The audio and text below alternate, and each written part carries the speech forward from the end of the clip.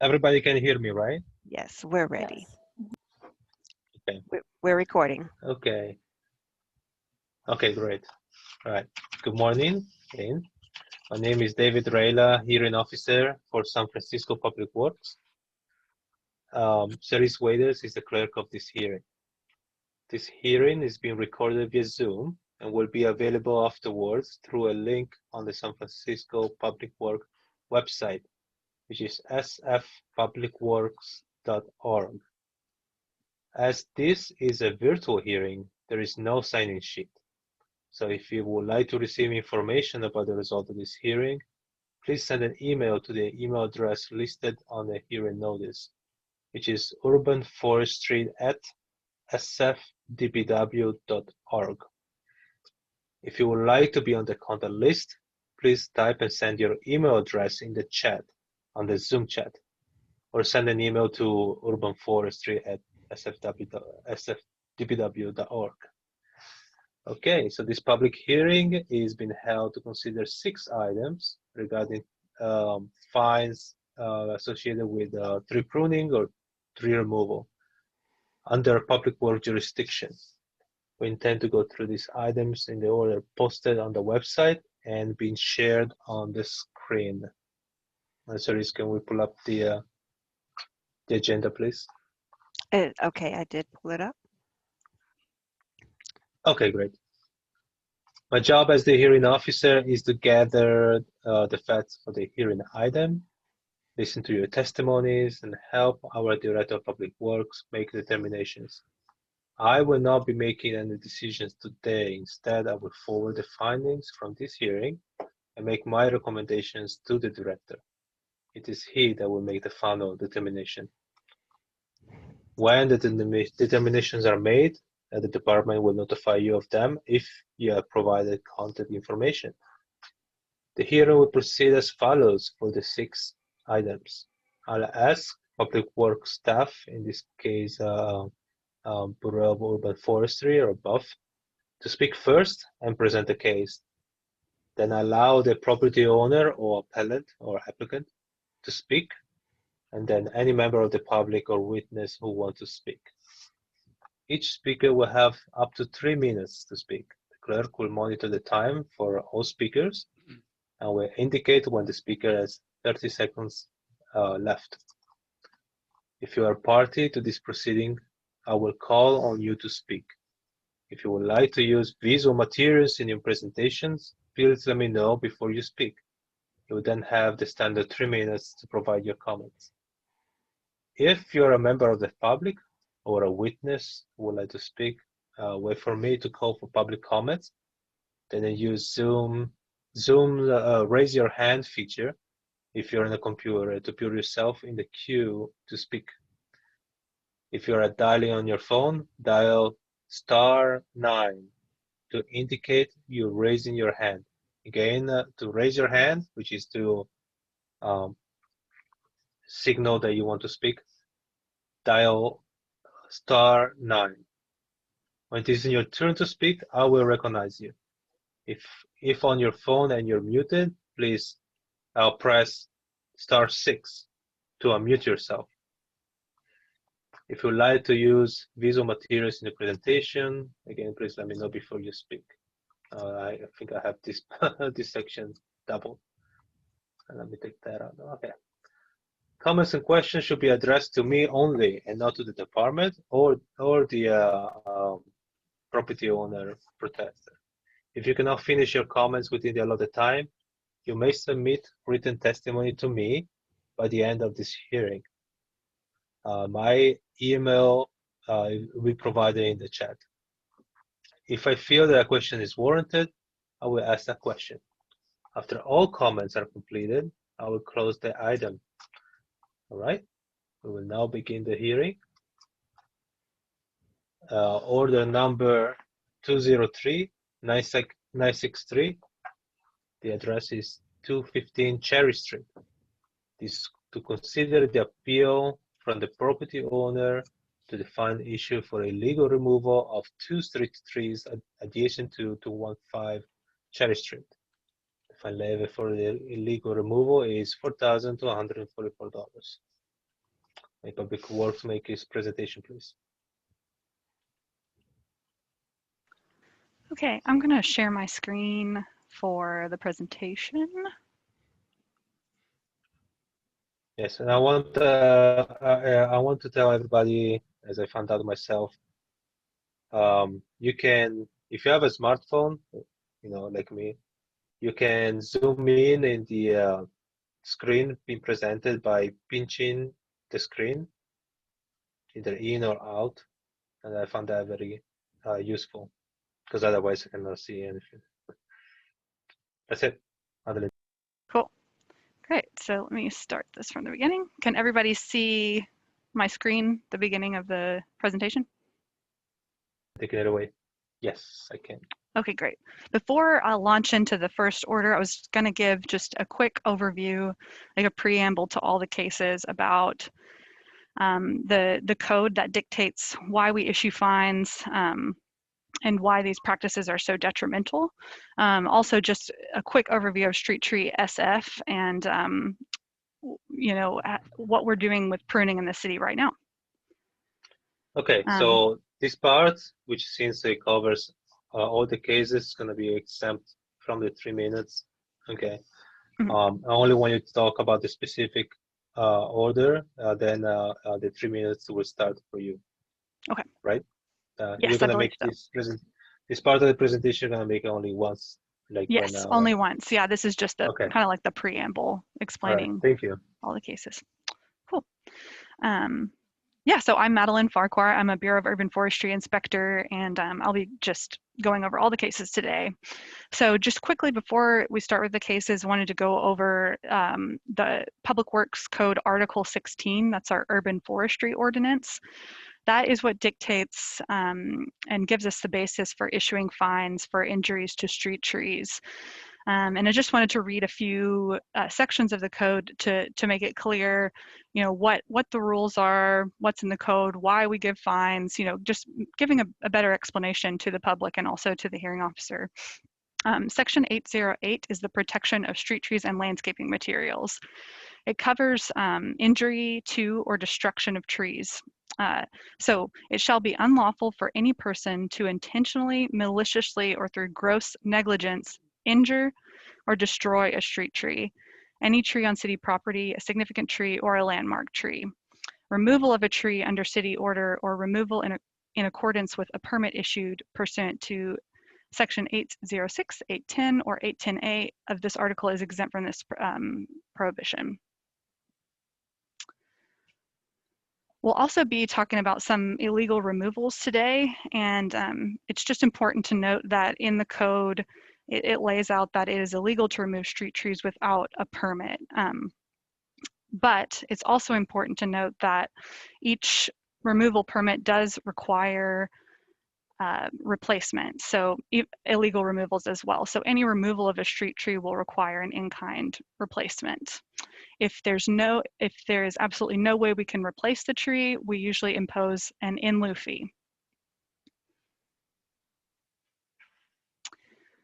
Section 808 also covers construction work around street trees and the protection of trees required. So if excavation, construction, or street work is planned within the drip line of a significant tree, a landmark tree, or a tree on any street or publicly owned property, said trees shall be adequately protected. If any construction work results in the injury or damage of such trees, the responsible parties may be subject to penalties. So this is will often issue fines due to failure to protect trees during construction. Article 16 also offers a definition for injury because it can be a little bit tricky. Pruning in itself that will kill or cause the tree to decline, that is considered an injury, and even proper pruning is considered an injury to the tree. Though we try to have best management practices so that the tree can recover well, but we want to be very pointed and thoughtful about how we prune trees. So I'll just read the definition. So injury shall mean any act which harms or damages a tree, including but not limited to impact, cutting, carving, painting, transplanting, or knocking over, and includes but is not limited to the following: injurious attachment of any rope, wire, nail, advertising poster, or other contrivance to any tree subject to the provisions of this article, intentionally or negligently allowing any gaseous, liquid, or solid substance that's harmful to a tree to come into contact with the tree, setting fire, and intentionally or negligently permitting any fire to burn when such fire or heat therefrom will injure any part of the tree, and pruning which in and of itself will kill or cause a tree to decline, or severing of all or part of a tree. So now I just want to talk about best management practices and also worst management practices for trees and why we give out fines for those particularly bad pruning practices. Best management, we're really just trying to focus on the ISA standards for pruning. So International Society of Arboriculture. So we do not want to remove more than 25% of the tree canopy each year. And this is basically because the leaves and the canopy of the tree are really the main sources of energy for the tree. That's their food source. That's the way that they make their energy to seal their wounds, to recover from other injuries as well. We also want to make sure that when we're pruning trees, we want to cut back a branch to a lateral branch that is 1/3 or 1/2 the size of the main branch, and that also has foliage still on it. So I'll explain a little bit more in the next couple of slides, but if you don't leave enough foliage on one particular branch for a tree, it will have no way to seal that pruning cut and to actually, recover from that pruning injury. Another important thing is to make sure we're not, indiscriminately removing branches. You really want to be pointed about how you do this, and take into account the structure of the tree and also, how well it's going to be able to recover. And that's important to, looking back on the 25% removal. So topping is actually probably the most common thing we give fines, pruning practices we give fines for in the city. It's really the indiscriminate removal of the tops of the tree. Sometimes people call it hat racking. It's a type of heading cut, and you're cutting the terminal branch to a stub. So you're usually not cutting back to a lateral branch, and we can still consider it topping if you do cut back to a lateral branch, but it's too small to support that particular branch or to support the tree. In certain situations, we do see topping as a means for removing hazards in trees, but I'll explain when those situations are acceptable. And for the majority of situations in the city, topping is never acceptable.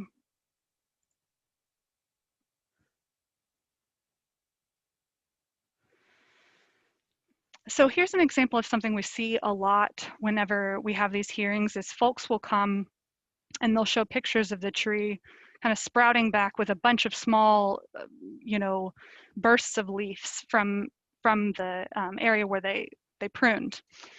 Unfortunately, this is kind of harkening back to what I said about how leaves are the only way that, it's basically the food source for the tree.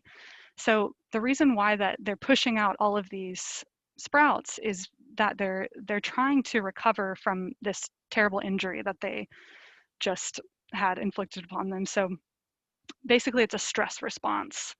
So whenever they're pushing these branches out or these new leaves out, it can often, see like, oh, look, the tree is recovering. It's doing really well. But in fact, it's unfortunately a stress response, and it's kind of, in some situations, the last, breath of the tree, trying to really make enough energy to seal those large pruning cuts. So that's just an example of that.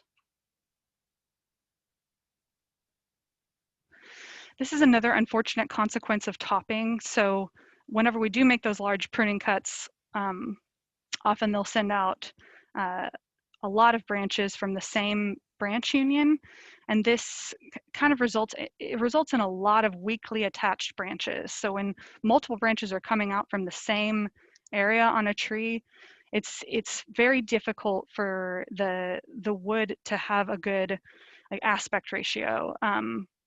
ratio of like sound wood to bark. So oftentimes when they're all sprouting out from that same section, there's a lot of bark. It's not really attached with sound wood, and we'll have a lot of failures in the future. And I'll show a picture of this later. Oh, it's right here. So this is an example of, that picture, many, many years later. So it is possible for a lot of tree species to continue on living, of course, after topping. It doesn't always kill the tree, but this is an example of how detrimental it can be in the long run, especially for maintenance requirements. You can see all of these branches are coming out in a tangle from the same, area. And these are very weakly attached branches. They're now very large, so they're hazardous. Very difficult to prune and maintain. So sometimes in the city, when this happens many years later, it is the cause of us having to remove trees when they become so hazardous. So although it might not immediately kill the tree, it can have really long-term effects that really do affect our urban forest. This is another unfortunate thing that happens with topping, is that oftentimes the tree cannot close the wound fast enough to restrict decay from entering the tree. So I see this all the time on a daily basis in the city, where we can see old topping cuts and decay has entered through those cuts because they were not sealed over. And it can cause long-term health defects in the trees and can cause hazardous situations. So just making it clear that pollarding is not the same thing as topping. You can see pollarded trees along right in front of City Hall. You've probably seen those. This is when it only works for certain species of tree. It's deciduous trees that have a dormant period. So it's basically cutting back the new sprouts every year to create these sort of knobbly ended branches.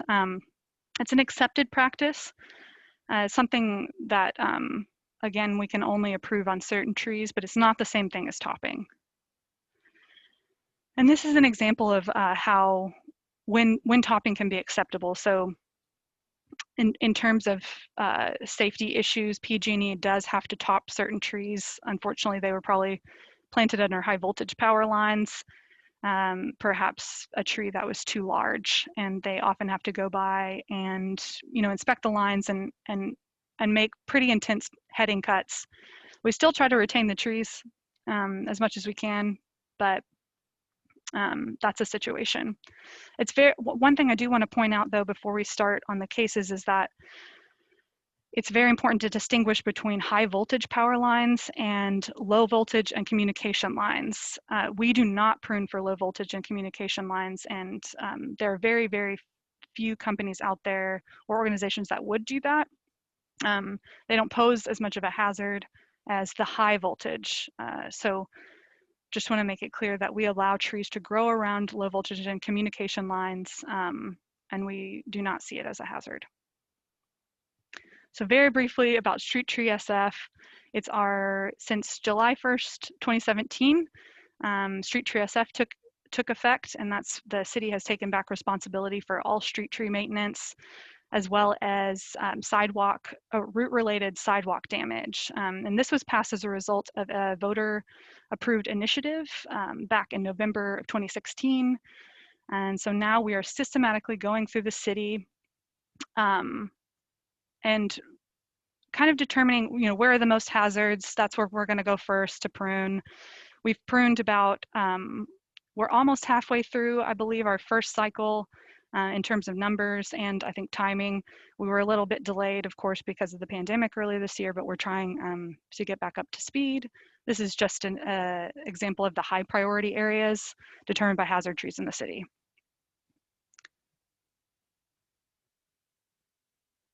Okay. Yeah, so we've addressed about 24% of the total tree maintenance needs so far. I think this is a little bit out of date. And over more than 30,000 trees have been pruned, more than 3,000 at-risk trees have been removed. So we're trying to systematically move through the city and get to all these maintenance issues, but it's the first go around and it can take a little bit of time. You can see our a tentative tree pruning schedule. You can always get in touch with us too at the main email, urbanforestry@sfdpw.org, if you want more pointed information.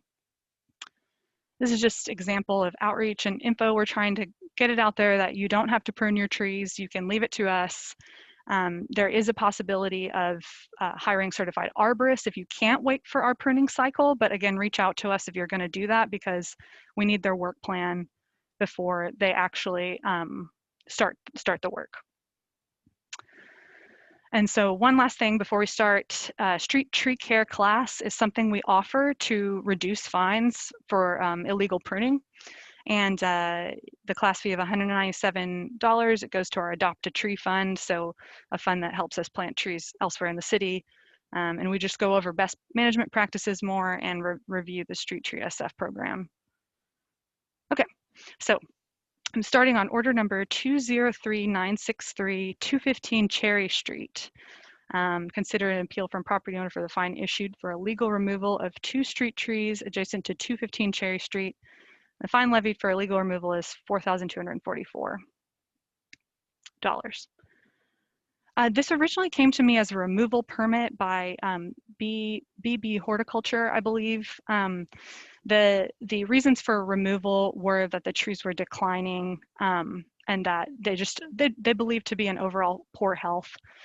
I eventually, after some back and forth between the company, I eventually decided to deny the trees because I believed there was a possibility that they could recover.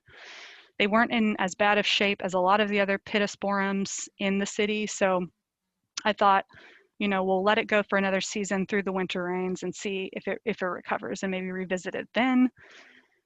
But it was reported that these trees were, after I issued the denial to BB Horticulture, that they were removed without a permit. So when I came to investigate, I did see that they had been removed and replaced with 2 olive trees. So at that point, because it was not done without a permit, or it was done without a permit, I issued fine for 2 illegal removals. And that is pretty much it for this case.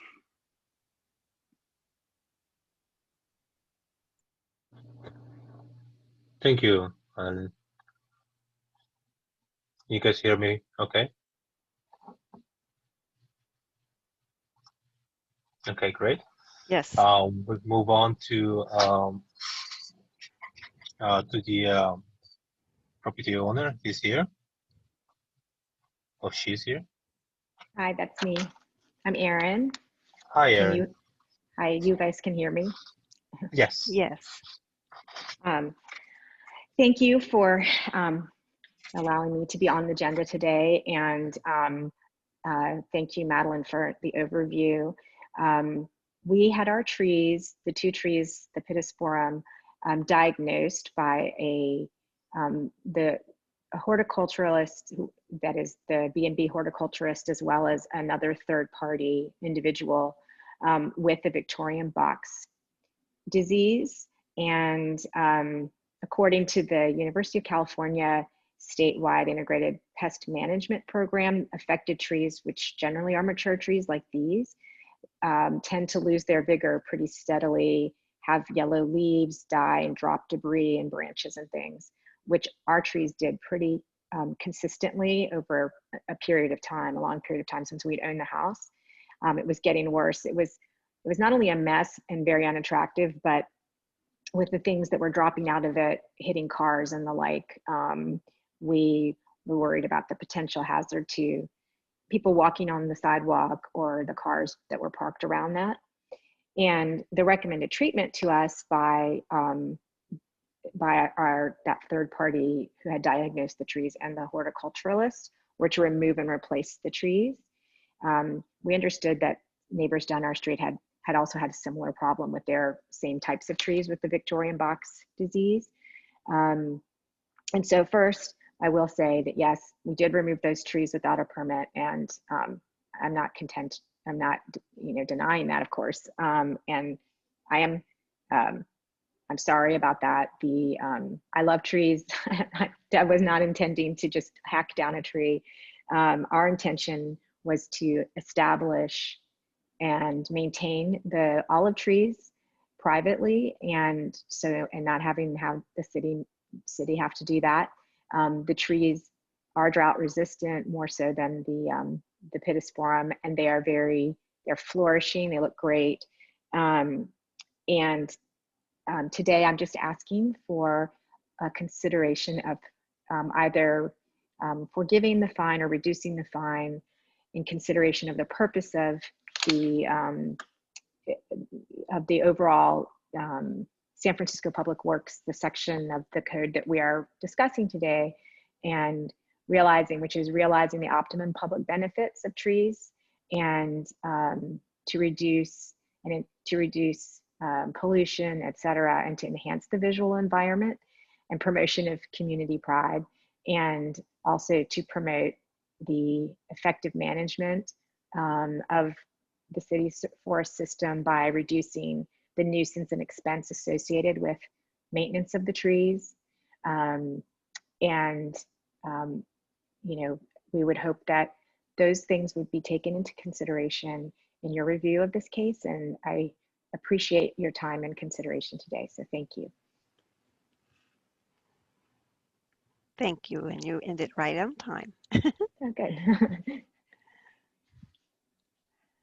May I ask a question? Do I stay now?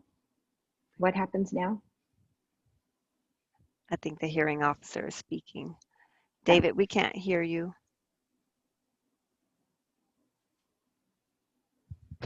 Can you hear me now? Yes, we can Yes. hear you now. Okay. Okay, sorry, I have like not a different timer. Okay, great. Yeah, Erin, thank you for speaking, and it's totally up to you if you want to stay for the other items as well. But I do have, a couple of questions, and I want to first ask if anybody from the public wants to chime in this item. Most likely not, but sometimes there's witnesses or people generally support or not in support. So is there anybody from the public? Let's say nobody's raising their hand. Erin, can I call you Erin? I don't see your last name, so. Of course. You don't want to have to try to pronounce my last name. Okay, well, one thing I'm not clear about the timeline-wise. So the application was submitted for removal. It was denied, and then the trees got removed anyhow. So did you receive the removal? Oh, I'm sorry, the application denial, or like how did this happen? I can't say that this is entirely accurate because I can't remember exactly, but I believe the B&B horticulturalists, who are the gardeners who maintain our garden sort of plantings and things in the front of our house and the back of our house, they were the ones who submitted the permit for the property. And I believe the communications for those permits were through them. But at any rate, they would apprise us of those. And so I'm not entirely sure to whom the communications were directed back to the property from the city, but I know that the B&B horticulturists were the ones who filed for the permit. Okay, so they will be the ones receiving their communication. So when you got this notice of violation of a fine, that was quite a surprise to you, I'm assuming. I was definitely surprised by the fine, and I, and in truth, I hadn't researched, the whole public works process, I guess, is what I would say. As I have now, I'm much more familiar with it now than I was then. So yeah, I did not these know. hearings, and these hearings are kind of also serve the dual purpose of educating the public on the city's procedures and what we're looking for, as far as the best management practices for the trees. So I'm glad that you find some information in that. So okay, well, yeah, just trying to determine kind of who got what and when. So it sounds like from what you're saying, you had a third party that was managing these trees for you, Mm-hmm. and they, they got to work and submit an application. And then as far as you were concerned, uh, that was all was taken care of, and then they went ahead and removed the tree, etc., etc. Okay. Well, to be fair, I don't want Hmm. to cast any, blame on the B&B horticulturalist. They certainly did make me aware that they were submitting the application and that the application had not been approved. And so I was aware that they had gone through Okay. that process. Yes. Okay. Yeah. I just wanna understand. Um, Okay. okay. So I understand I- you're taking the responsibility for the removal. I mean that, they happen, mhm. um, and that you're just asking for some consideration about the fine, in light of what you're planting um, and the fact that they were assessed to be in declining health. Is that correct to say? That's correct. Okay. All right. Thank you. Um, does Public Works have anything further to add for this item, Madeline?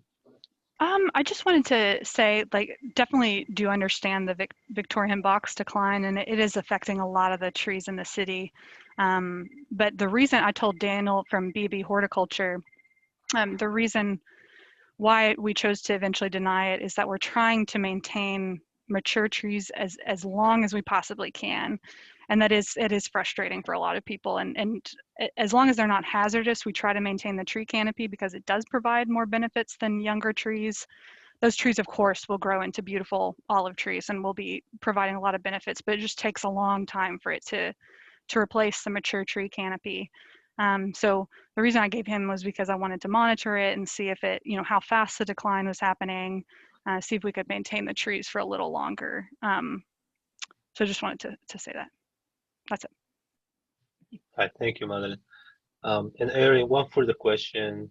Um, was there a particular reason why these trees were removed now versus, a few months down the line? Like Madeline from above, they suggested that she will come back and do another assessment later. Was there kind of I don't know, a safety or some Um, other time-sensitive issue? so, well, first, I would say that we were concerned about the stuff that kept dropping off of the trees, branches, and other, Hmm. things like that. The other piece was, at least as it was communicated to me by B&B Horticulture, was not that there was a request to or an expectation of monitoring the trees as much as there was. They had told me that the city had disagreed that it did have Victorian box disease, and so I think I didn't understand that there was a kind of expectation of let's see how they do. I was not aware of that. And that just Okay. might have been a pure failed communication between B&B and me. They did not pass that along to me. Okay, sure. Madeline, I'm saying that correctly, right? That was something in your communication. I don't want to put words in your mouth. Yes, yeah, I said that to, sorry, his name is Dustin, I think. I think I said Daniel. Dustin. Yeah, B&B Okay. Horticulture. It was just through him. It was never through Aaron. It was like emails from myself and Dustin where I explained my reasoning kind of behind that. Okay. I think I have all the information that I need then. One more thing, and I'll do this for benefits of everyone. I'm not sure if you went, Madeline. I don't know. I'm not sure if you went through with in your presentation earlier, but could you briefly explain how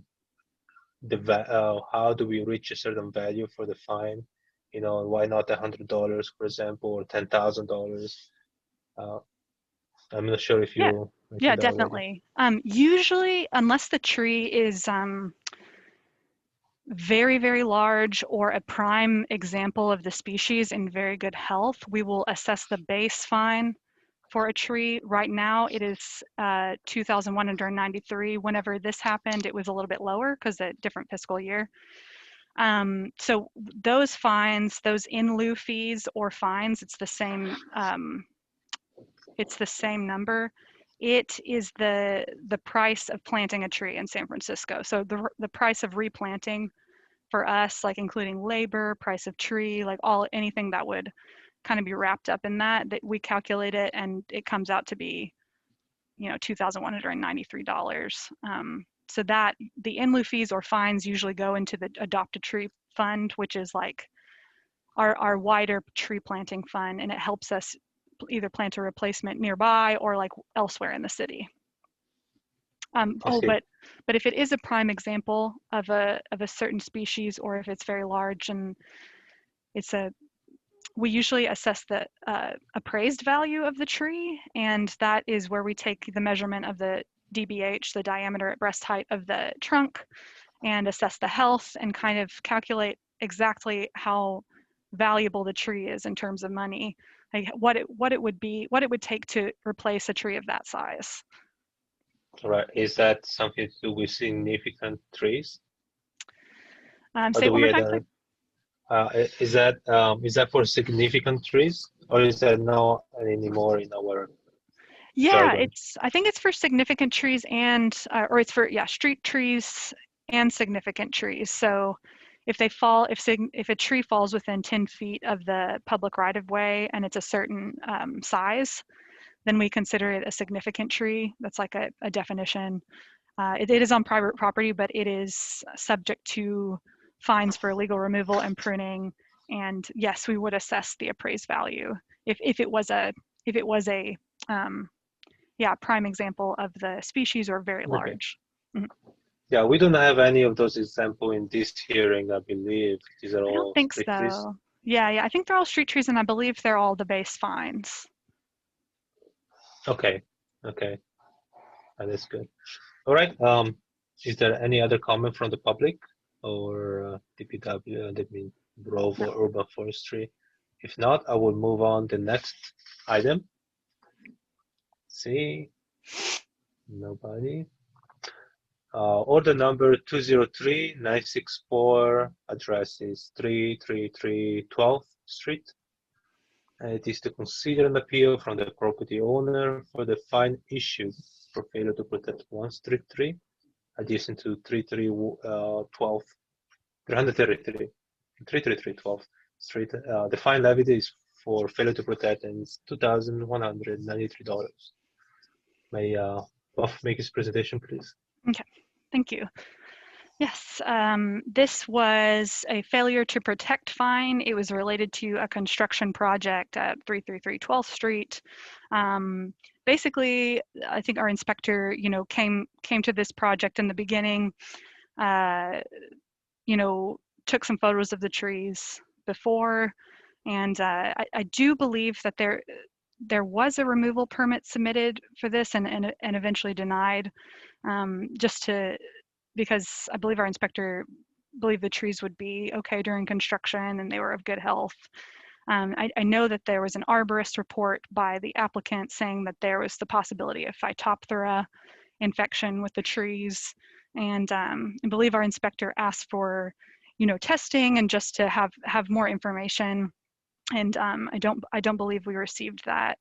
So during construction, it was reported that these trees were not protected, and upon inspection they just found that there was no tree protection installed around the tree. There was a lot of equipment leaning up against the tree trunks, which we really try to discourage because it can damage the trunk. But unfortunately, there were also 2x4s nailed into the tree. And so when this kind of stuff happens, we really want to just make it clear that, you know, you can't pierce trees with nails or screws. It can really introduce decay. This equipment up against the trunk, again, can damage the tree in a way that will introduce decay to the roots and the trunk base, which is the trunk flare, which is very delicate part of the tree. And so because of this, we issued a fine for failure to protect. And as you can see, you know, during many construction projects, you have to redo the sidewalk. And it's very likely that the roots were pruned during this project, because if you take a look at the first picture, you can see a lot of, you know, uplift around the trees. There was a basin expansion installed, so I do believe some of the roots were retained, but you can see the decline of the tree over the course of the construction project. So we just issued a fine for a failure to protect. And that's it for this case. Thank you. May I have the property owner or representative? Yes. Hi. Good morning. My name is. Morning. Hi. Good morning. My name is Maya Nagasaka. We are Miller Company landscape architects working on the student housing project, and I'm here on behalf of the owner, Panoramic Interests. I just wanted to let you know, Madeline had already explained, but back in 2017. Prior to construction, we had a certified arborist assess this tree along with the other trees, and which is a bronze loquat tree. Back then, the tree had dark exudation, which is a fluid oozing out on the lower trunk, and it was indicating possible Phytophthora, which Madeline had mentioned also. It's a root infection, which is a soil-borne fungal disease, and loquats are susceptible for Phytophthora, especially in poorly drained soil, and it was assumed that the soil around the trees were compacted. The tree trunk is very close to the curb, and it had a lot of foot traffic from the people stepping out of the cars. The tree also had several breaks in the canopy and bark inclusion, which is a bit of a structural weakness of the tree where two co-dominant stems grow too closely together. And so based on this arborist report, we had requested for a tree removal to BOF and submitted our report. We did not do further lab tests for the Phytophthora because that's another cost. But prior to that, we had submitted our tree removal request, and the intent was to replace it with a new, larger, healthier tree. But the tree removal was denied, so we decided to follow this decision and provided tree protection details in our drawings per the city's recommendation.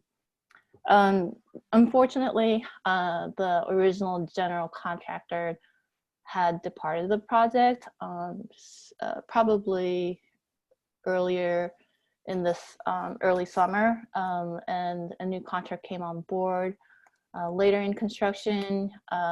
So with that, we just don't have anywhere to kind of point to who did not take care of it. But either way, our plan is to try to revive this tree and take care of it as it still has life. If the tree does fail in the future, we will then replace it with a new tree and of course go through the urban forestry and have approval from the urban forestry. I just had a question to Madeline later, that whether the inspector has made it aware to the contractor that these tree protections were not done. That would be my question. Other than that, we're just requesting for either a waiver or reduction of the fine, but that would be the information I have for you. And thanks for your consideration.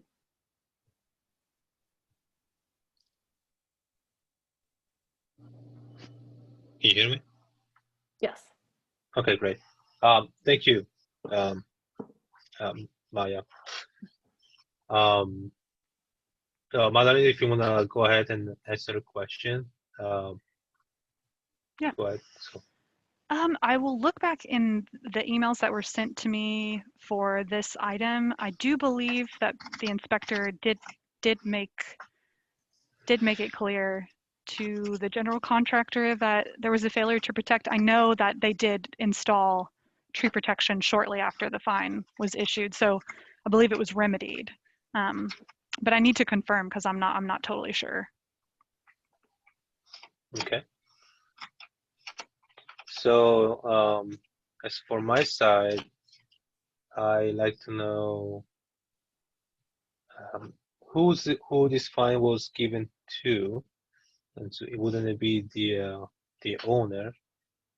And if that is the case, um, I'm assuming Maya is a representative for the landscape architect firm, which was responsible for the design and specifications for the trees, among other things.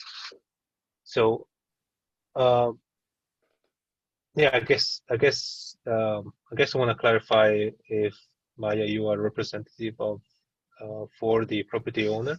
Yes, property owner could not attend today, so I'm here. I was just here for on behalf of them, and also we were involved in the whole street tree removal process, so we had better information on that. Okay. Yeah, and the fine is actually given to the property owner. We have already been charged for in lieu fees, which on one side of the street, it doesn't allow us for enough room to plant a tree, so we were not able to plant trees. So there has been already a, over $10,000 in lieu fees that the property owner has already paid for.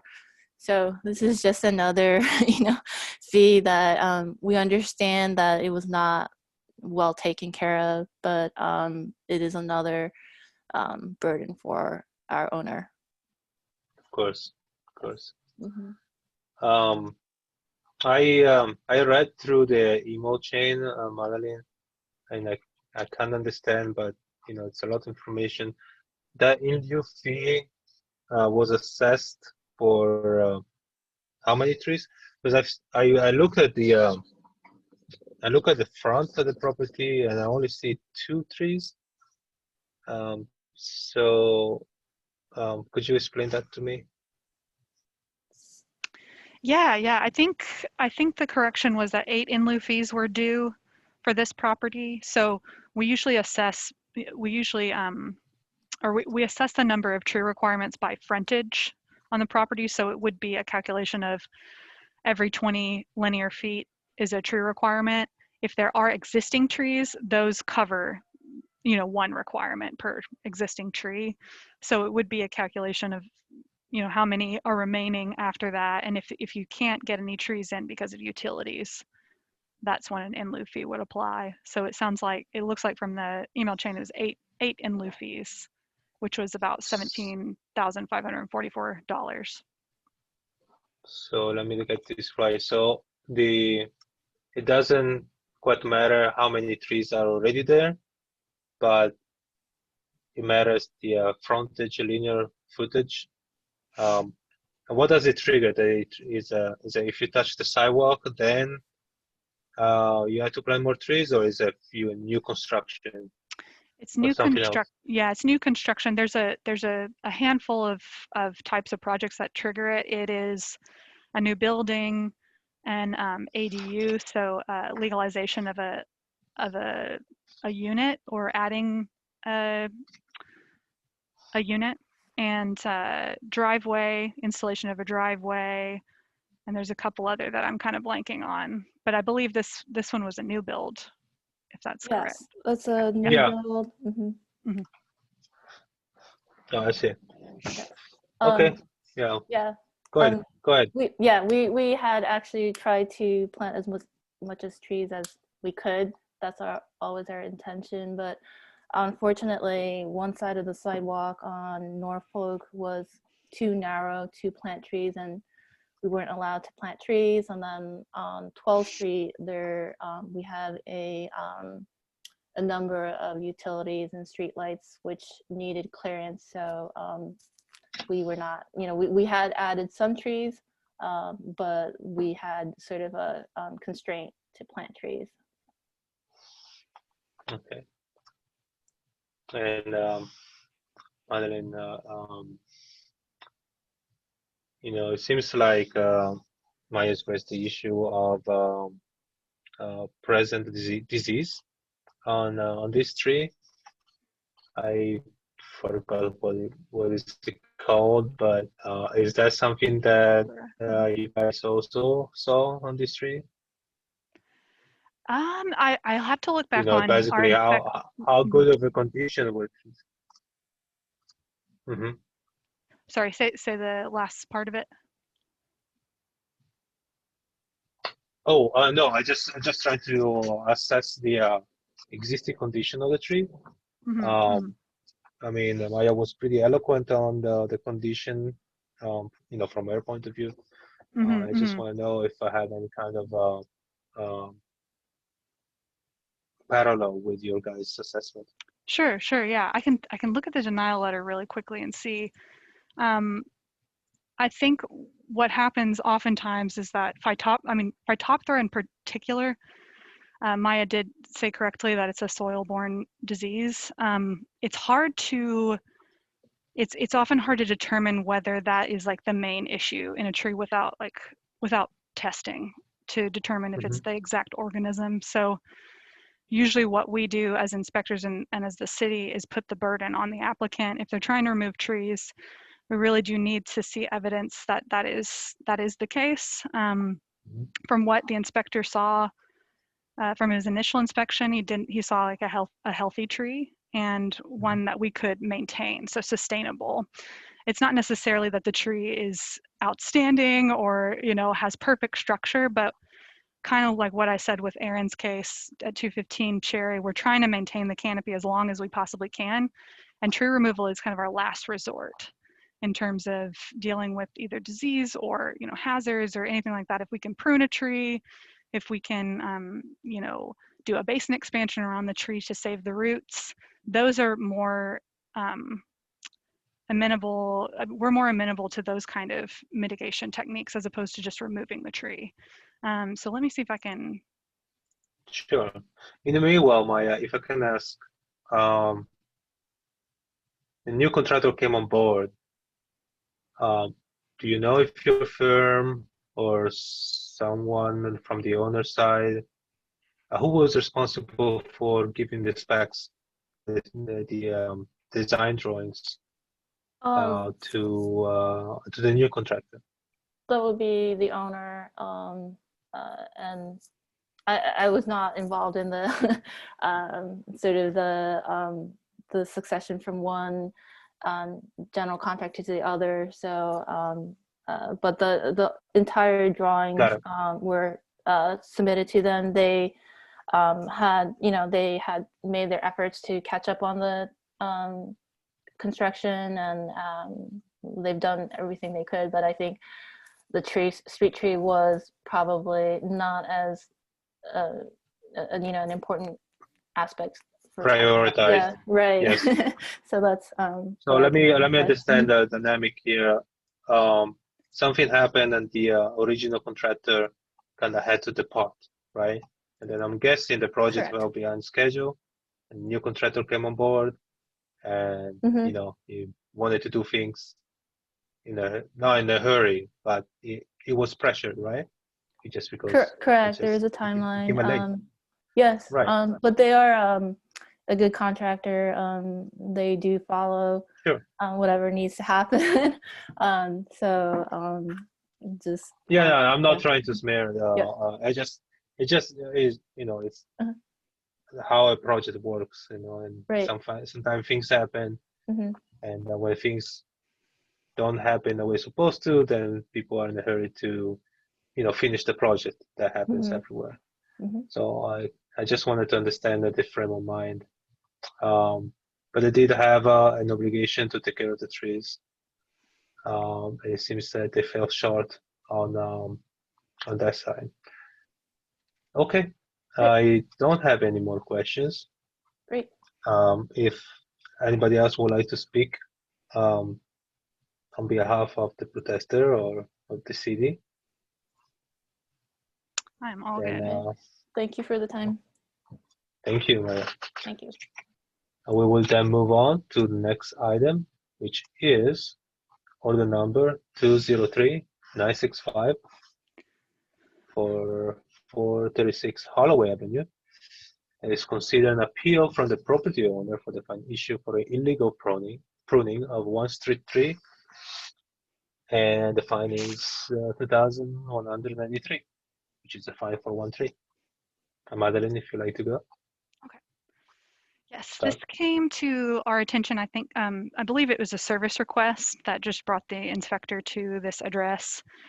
And you can see here is the tree before the pruning. This is from Google Street View, so we don't often always visit every tree, so sometimes we don't have like a before picture from us, so we'll go on Google Street View to just see what it was like before. And this is the tree after. So you can see nearly 100% of the canopy has been removed. And this is an evergreen tree, a eucalyptus species. So it's very difficult. It's a very detrimental pruning practice for an evergreen tree, especially because it's going to take a lot of energy for this tree, which it will probably, steal from its roots to try and push out, create a canopy again to close these wounds. It does look as if the tree perhaps had been topped at some point in the past. So this is also a good example of the long-term maintenance issues if you top a tree, because oftentimes there's hardly anywhere to go. There's hardly anywhere to prune back to that isn't to a major limb when you have all of these sprouts all coming out from the same area. So this is why we fined for illegal pruning, just because it was almost 100% of the canopy was removed. And that's pretty much it for this case. Thank you. May I have the protester next? This is Saad, owner of the property. Hi, Said. Morning. Morning, how are you? Thank you to having me here. I need to clarify that I have lived on this property for the past 19 years, and only once I pruned this tree. So I do understand the information. There's a danger to trees pruned repeatedly, as stated in your letter sent to me. I do not have practice frequently pruning this tree, as stated in the letter. Fine.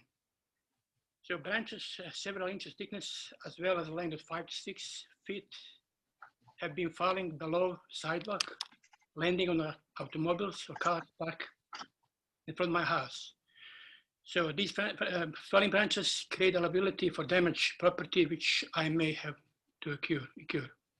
So also I have feared that branches of diameter of about 2 inches and weight 10-15 pounds can fall on pedestrians who frequently use this particular sidewalk. Due to the fact that Hollow Avenue is heavily used by elderly people, as well as small children too, to avoid high traffic areas of Ocean Avenue. So I have worried for several months that a thick falling branch could injure people passing by. So I have seen branches from the same type of tree falling on the streets in my adjacent neighborhoods. I did inform the Office of Public Works of the city about this issue, and a picture was taken. I understood that this risky matter would be taken care of. I did wait for several months for the city to resolve this situation. So my neighbor also informed me that during these days, when you have high winds, branches of the tree were crashing against the living room of my neighbor's house.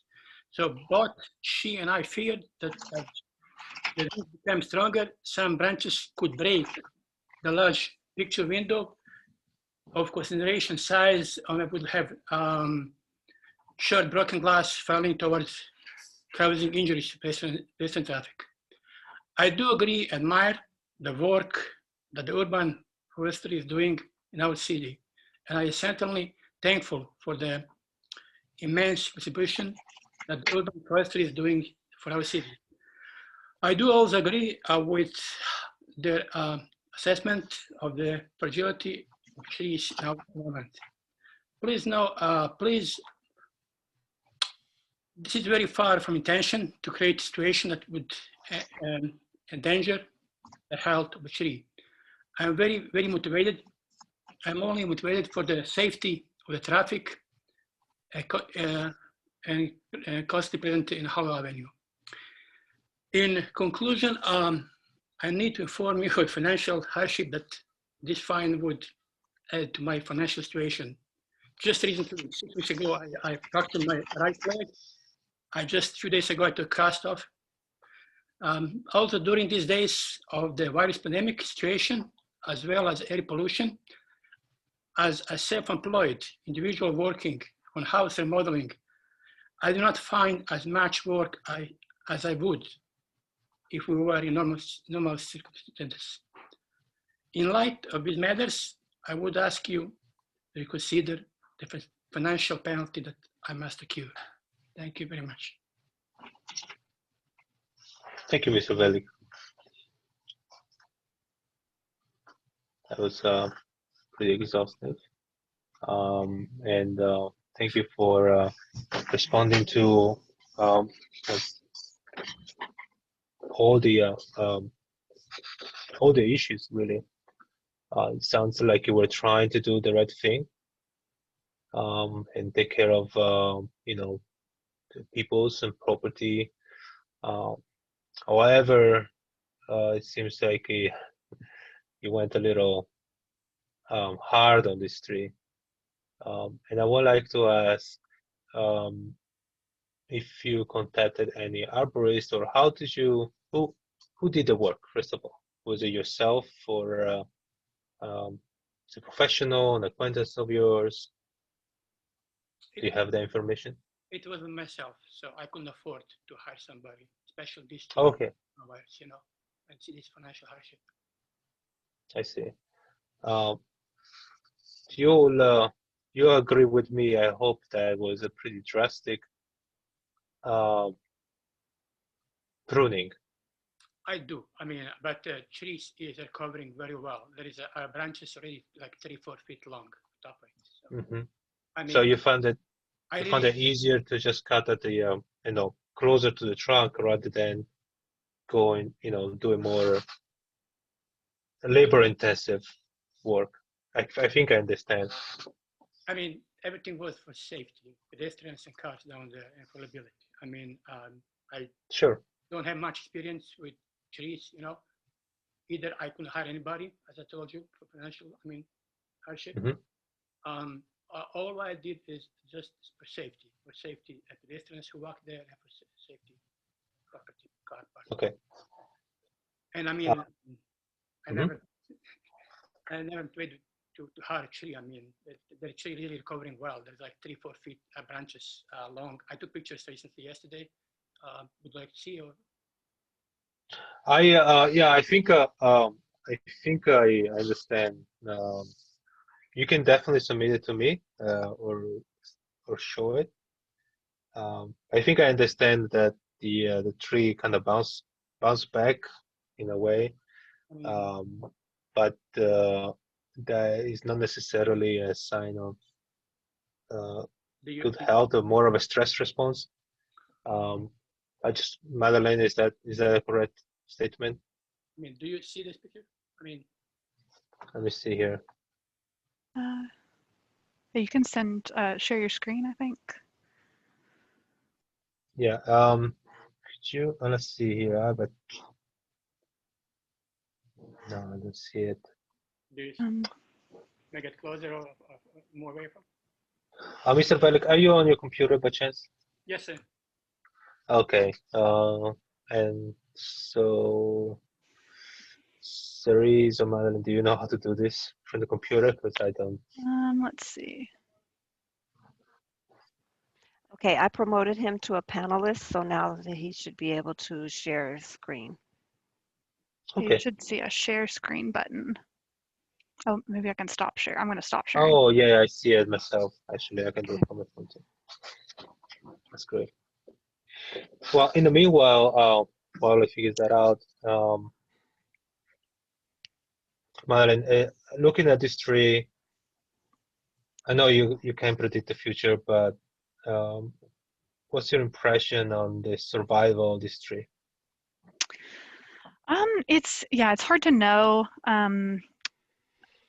I am assuming if it did send out new branches, it's not to the point where it's like completely depleted of energy, but the more a tree's canopy is removed like this, the less and less it will have in stored energy.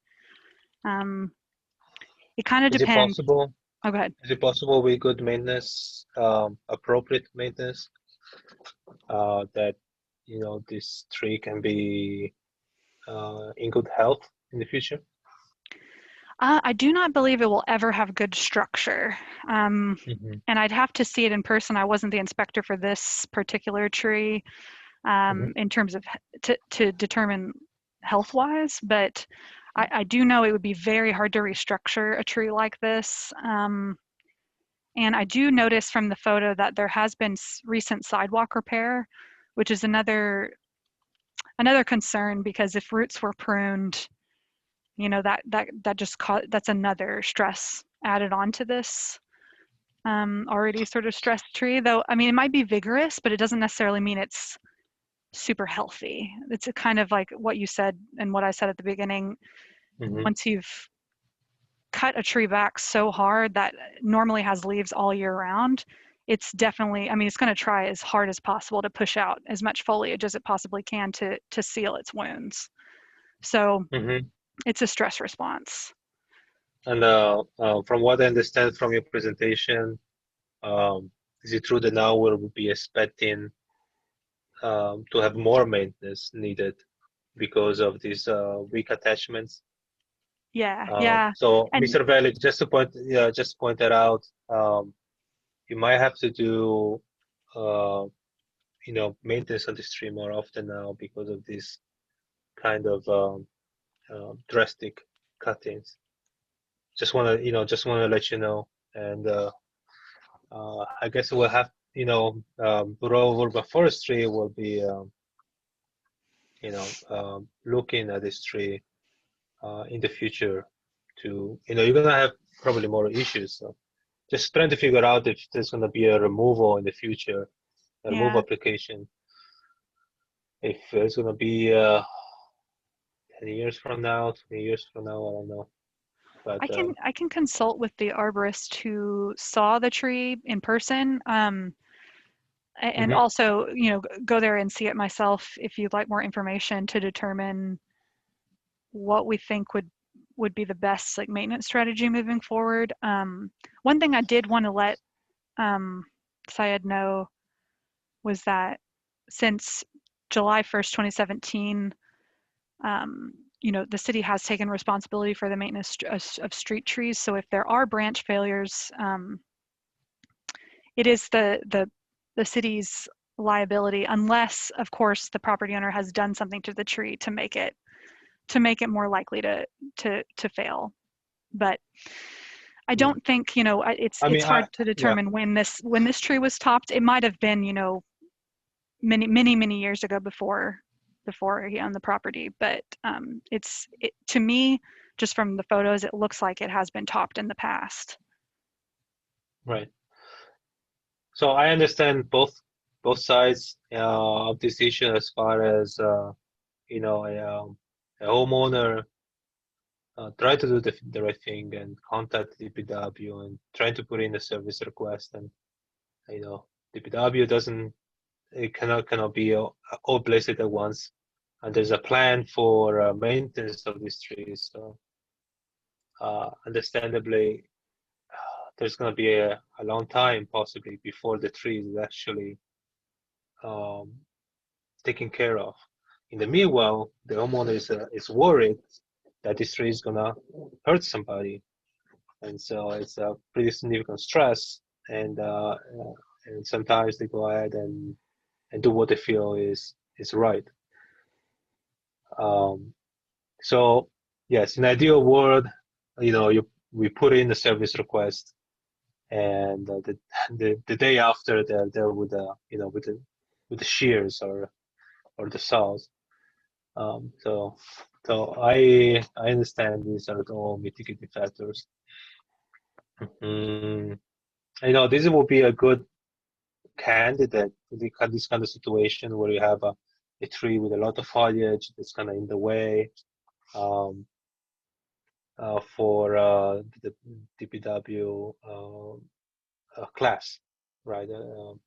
That will give good instructions on how to prune trees. Yes. So, Mr. Volling, would you be amenable to? Oh, sorry, not Volling, but Velig. Would you be amenable to explore this class? At least what it's all about. And we have a link. Can we send a link in the chat for the class, Madeline? Yes, I can. Here, I'll find it.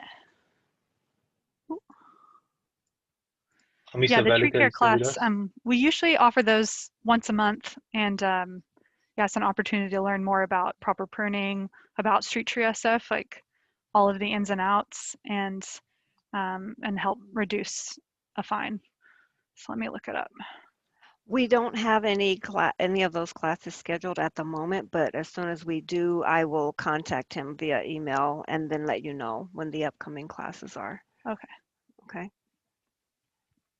Okay. All right.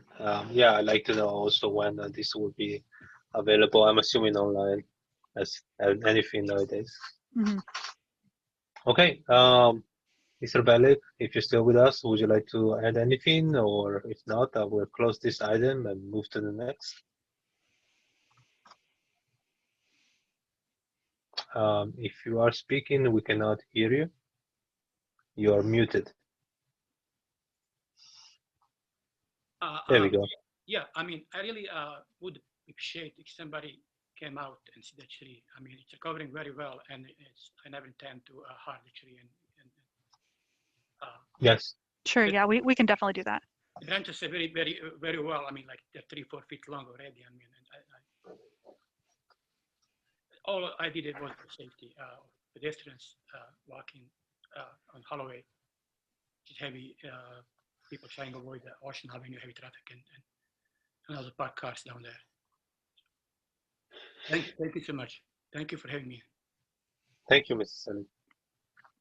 Okay, with that said, I will close this item and move to the next and final, which is 2323 35th Avenue, which is order number 203968.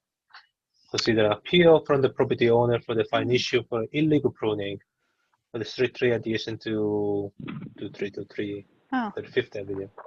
David, I think we actually have two in between there. Oh, or did at I? least on mine. I'm sorry. Am I in the wrong place? I think the Is it next one is Fulton? 522 Baudouin. Oh, wow, Bowdoin. yeah.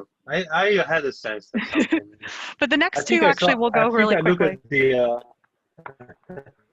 Sorry, I think I looked at the people in the chat and was like, oh, there's only one left. There's gotta be the Yeah, last I know one. these next two are the ones that My don't bad. have appellants, so or they Okay, yeah, they we'll are go there, but through. Sure, we'll go through pretty fast then. So let me correct myself. The next order number is 203966, 522 Baudouin Street. I should really look it up how to spell it, how to say it. But it's to consider the item for illegal removal strictly adjacent to that street. The fine levied is $2,193. Understand the proof of sale of the property is being provided, but I'll let you go through your presentation. yeah. So usually when we find out, some information later, we'll continue to go through the process and hear the item just for the record, for the public record, to explain what happened. So this fine was issued whenever we got a service request about an illegal removal. So here's the tree before. This was an old photo back in 2017, and then this is a photo from this year. So we will typically, just find the property owner on file in our database and in the city's database. For this instance, whenever we did find the property owner, they came back to us and explained that they had actually sold the property in 2019.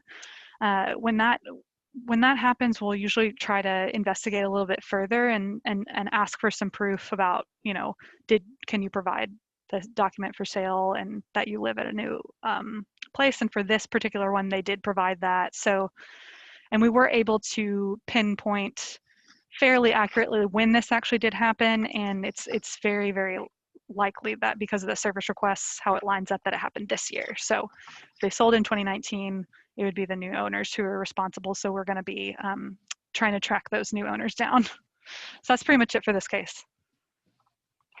I understand. And we have not been successful in contacting the current owners, or this just happened recently? This just happened very recently.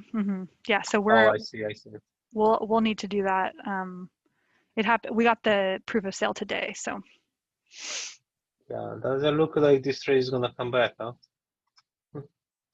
No, I don't. This one's definitely not coming back. Yeah, definitely gonna. Sadly. That's too bad. Yeah, I don't understand why people think this is gonna be okay. Okay, well, moving on then. I'm assuming nobody from the public is here to speak for One Street. That we shall move on to order number 203967 for 921 Fulton Street. Consider an appeal from the property owner for the fine issue for illegal pruning for one street adjacent to 921 Fulton Street. Fine is 2,193. Yes, so for this one, the appellant, we tried to work together, but she is in Greece, and so she made it clear to us that it's going to be very difficult to impossible to attend a hearing that happened in the morning here. I think unless it was very early morning. So we both agreed that we would let her appeal letter kind of stand for itself at this hearing. So some background on this particular site is that I issued a fine for this property for one tree, and then the next door neighbors also for two trees that were pruned extremely similarly. So it's very obvious that it happened at the same time. That property for the two trees has already been through an administrative hearing. Whenever I did issue the fines, we got appeals from both property owners kind of explaining that they thought it was each other. So unfortunately, we don't have any solid proof of who did the pruning. And so we find the property owner adjacent to the tree, assuming that they know what's going on with their property and have hired somebody to do this. No other trees were pruned like this on the block. So it's got to be them, huh? It's got to be somebody, but it is hard when both property owners are saying it's the other one. So that was mainly the crux of the property owner's appeal letter, was that it was not my responsibility. I did not do this. And it's a mysterious tree pruner. Yeah. Lose again and on the street of San Francisco. Yeah, and she did express that she was upset about it. And that it was unfortunate that other trees also had the same treatment. So that's the gist of the appeal letter, and I've included that in the documents. And that's pretty much it for this case. Well, either of the property owners, did they provide any witness statements or some kind of clue? I mean, I'll have to go back it was the October administrative fine hearing, and I need to review that closely. And I wasn't the representative then, so it would be helpful for me to listen to the whole hearing to see if I can hear exactly what was said, and I can report back to you. Thank you. I'll do the same. What hearing was it? You said October? It was October let me give you the date. Oh, the 14th, yeah. October 14th. October 15th. Yeah.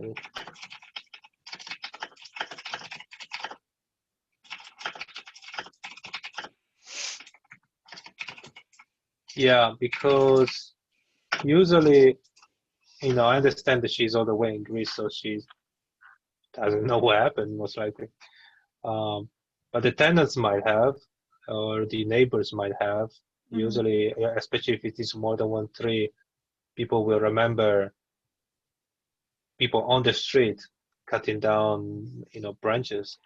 Yeah, So it I'm kind of does. surprised we didn't get any, you know, any notice or any calls from concerned neighbors. Usually that's what happens, especially in, Yes, you know, it was a service request, but the service request did not have any specifics. It was just, please find these. it was anonymous.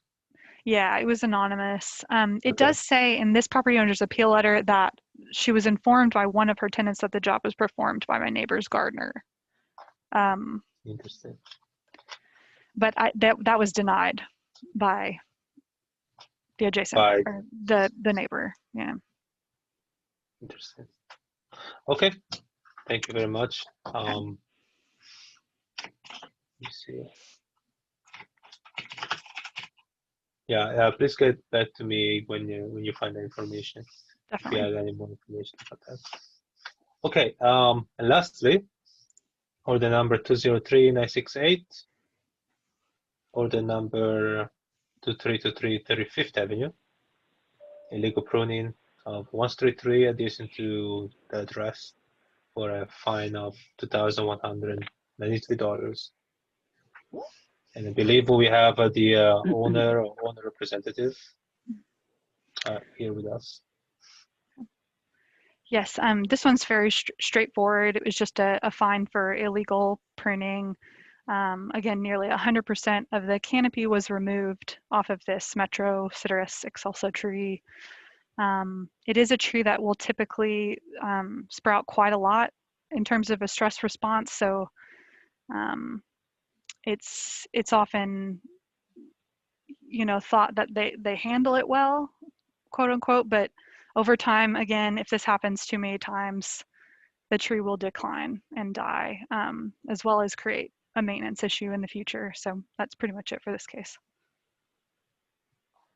All right, thank you.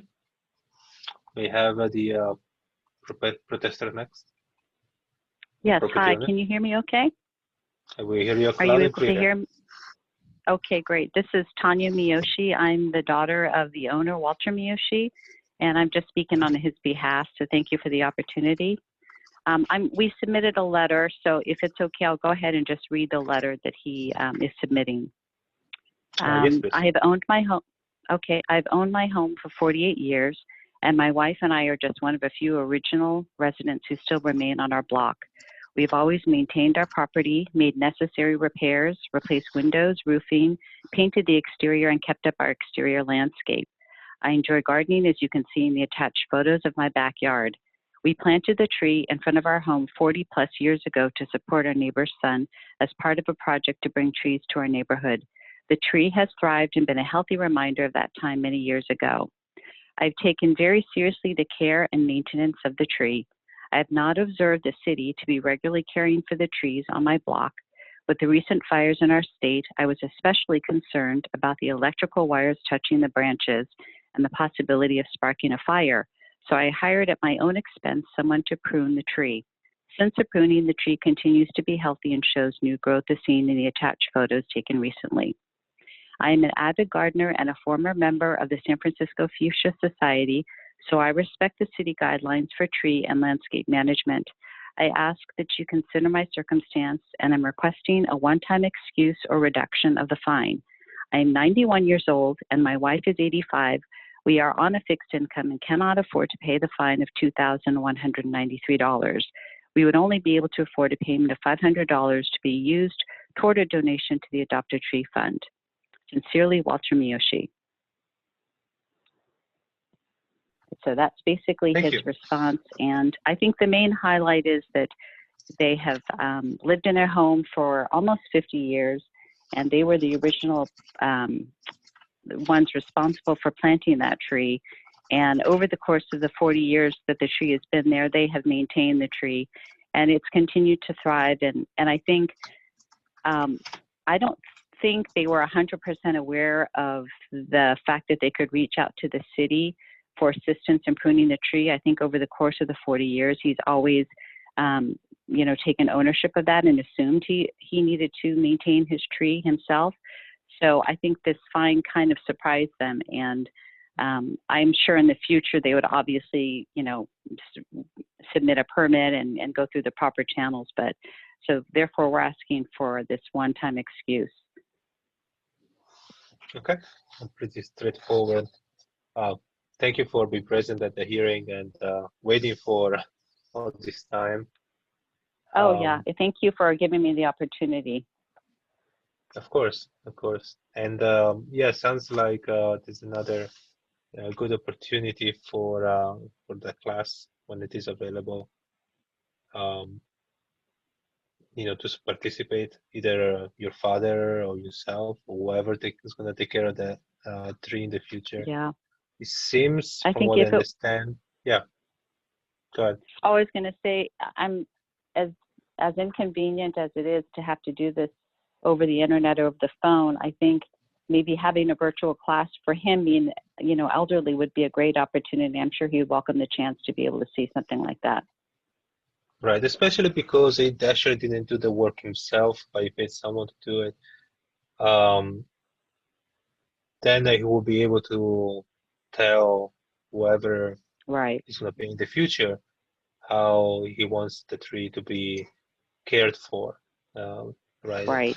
It's obvious that the person who did the work was not aware of the proper standards for care, and this happened quite often. You know, not everybody know how to prune a tree in a more like organic and healthy way. Some people, me included, actually, before I became a hearing officer and I got to hear a lot about trees. Use the same standards that I would use for my bush, right? They just cut it Right. down to size, and that's just not gonna work for you know, a bigger living thing like a tree. So I understand both sides. Thank you for bringing that to Thank my you. attention. Madeline, do Thank you have you. anything more further to add? No, I am all done. Thank you. Very well. Is there any public comments for this or any of the other item? You know, there's somebody else. So I will close this hearing. Thank you so much for participating. Thank you. Thank you. Thank you.